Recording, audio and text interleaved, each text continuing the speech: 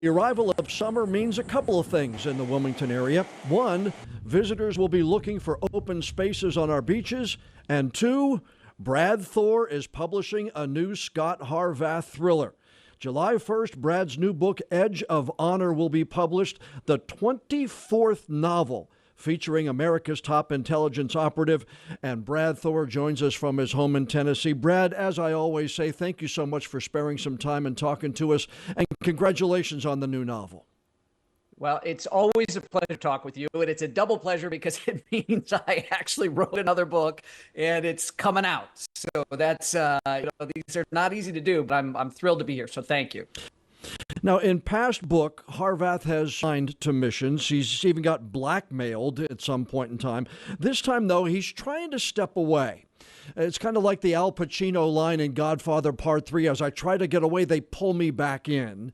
It didn't take very long to happen, but again, you were trying to separate him a little bit, and he gets yanked back into it. Yeah, I've actually got somebody who I'm friendly with, who is an ex-Washington, D.C. official who cannot get a security detail and probably should have one. The threats against him from a foreign nation are serious enough. And that was playing in the back of my mind when I wrote this, because I thought, okay, Harvath's out, like the Pacino character. That's a great reference from The Godfather. And so I thought, what would get Harvath to step back in between his friend and potential bullets coming his way? What would it take? And the idea that his friend was left hung out to dry for the work that he did for America. So this is speaking to Harvath's patriotism and his love of country and his loyalty to his friends. Now, you've had Harvath in some high-tech operations. You had him kind of in a war scene in Ukraine a couple books back.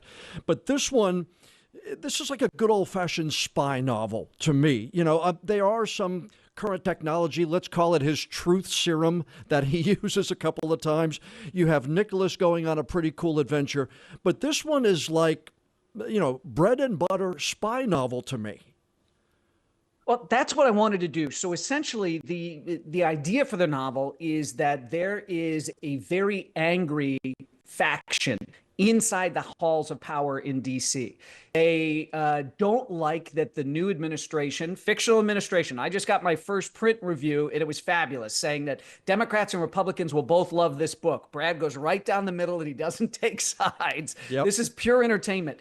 But I was thinking of the French Revolution and the Jacobins, and I wanted a really angry faction that decided they were done with kind of the legal process, and they were going to go on their own route to try to overthrow the current administration, install their own people.